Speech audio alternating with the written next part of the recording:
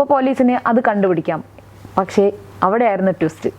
നമ്മുടെ ജോർജ് കുട്ടി ബോഡി കുഴിച്ചിട്ടടുത്ത് ഒരു ദൃശ്യം പോലെ പോലീസ് സ്റ്റേഷൻ വന്നതുപോലെ അവിടെ ചെന്നപ്പോൾ അവിടെ ഒരു 3 നില ബിൽഡിങ്.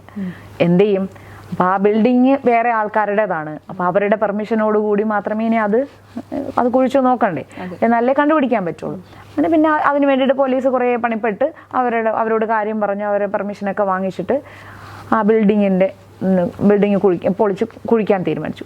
ആദ്യത്തെ ദിവസം ഒന്നും കിട്ടിയില്ല. രണ്ടാമത്തെ ദിവസം നോക്കി, അപ്പോൾ ഒരു എല്ലിൻ കഷ്ണം കിട്ടി. അപ്പോൾ ഫോറൻസിക് കണ്ടപ്പോൾ തന്നെ പറഞ്ഞിരുന്നു അത് മനുഷ്യൻ്റെ അല്ല, വേറെ ഏതോ ജീവിയുടെ തന്നെ ഒരു എല്ലിൻ കഷ്ണം കണ്ടാണ് കിട്ടിയത്. അപ്പോൾ ഇവർക്ക് വീണ്ടും സംശയം. കാരണം ഇത്രയും പെർമിഷനൊക്കെ വാങ്ങിച്ചിട്ട് ഈ അനീഷിനെ വിശ്വസിക്കാമോ? ഇവിടെ തന്നെയാണോ അത് കുഴിച്ചിട്ടത് എന്നറിയാം. കാരണം പ്രേമം പറഞ്ഞ സ്ഥലം വേറെയായിരുന്നു, പ്രേമനോട് പറഞ്ഞിരുന്ന സ്ഥലം വേറെ ഏതോ കുറച്ച് അങ്ങോട്ട് മാറി എങ്ങോട്ടായിരുന്നു. അപ്പോൾ അത് കാരണം ഇവർക്കൊരു സംശയം ഉണ്ടായിരുന്നു. 2 ദിവസം കുഴിച്ചിട്ടും ഒന്നും കിട്ടിയില്ല. 3-ാമത്തെ ദിവസവും കുഴിക്കുമ്പോൾ ഇവർക്ക് ഒന്നുകൂടെ ഇത് ഉറപ്പിക്കണം. അനീഷിന് അത്ര വിശ്വാസം തോന്നില്ല. അപ്പോൾ ഇവരെന്ത് ചെയ്തു? ഈ ബിൽഡിങ്ങിൻ്റെ പ്ലാൻ എടുപ്പിച്ചു. എന്നിട്ട് അനീഷിനെ കാണിക്കുക. അപ്പോൾ ഈ പ്ലാൻ എടുപ്പിക്കുമ്പോൾ ആ പഴയ ഈ 3 നില പുതിയ ബിൽഡിംഗ് വരുന്നതിന് മുന്നേ ഉണ്ടായിരുന്ന ആ ഫോട്ടോ കൂടെ അതിനകത്തുണ്ടായിരുന്നു. അപ്പോൾ ഇത് കണ്ടപ്പോൾ അനീഷിനെ കാണിച്ചപ്പം അനീഷ് പറഞ്ഞു, സാറേ എനിക്കൊരു തെറ്റ് പറ്റി. ഇത് അപ്പം എനിക്ക് തോന്നുന്ന അയാൾക്ക് കാലം കുറേ ആയില്ലേ, അപ്പോൾ അത് മനസ്സിലായില്ലായിരിക്കും.